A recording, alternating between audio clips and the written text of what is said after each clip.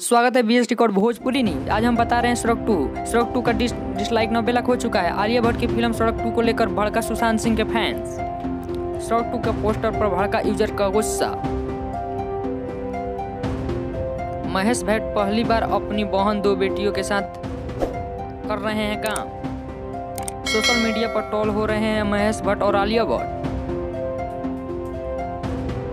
सड़क 2 को OTT platform पर डिज्नी हॉटस्टार पर 28 अगस्त को कर दी है रिलीज। ट्वीट पर हॉटस्टार का अनइंस्टॉल करने की चल रही है अपील। बता दें कि हॉटस्टार पर ही सुशांत सिंह के राजपूत की आखिरी फिल्म दिल बेचारा रिलीज हुई थी। सोशल मीडिया पर अनइंस्टॉल हॉटस्टार हैशटैग को हो रहा है ट्रेंड। सड़क 2 की पोस्टर के साथ लोग हॉटस्टार को हटाने की कर रहे हैं बात। हॉटस्टार के दुनिया भर में 80 लाख से ज्यादा डाउनलोड्स हैं। फिल्म में नेपोलियन को बढ़ावा देने की हो रही है बात।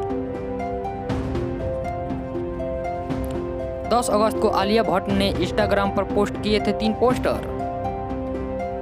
संजय दत्त, आदित्य राय कपूर और खुद के पोस्टर को किया था पोस्ट। सड़क 2 में पूजा भट्ट और आलिया भट्ट महेश भट्ट के साथ कर रहे हैं काम।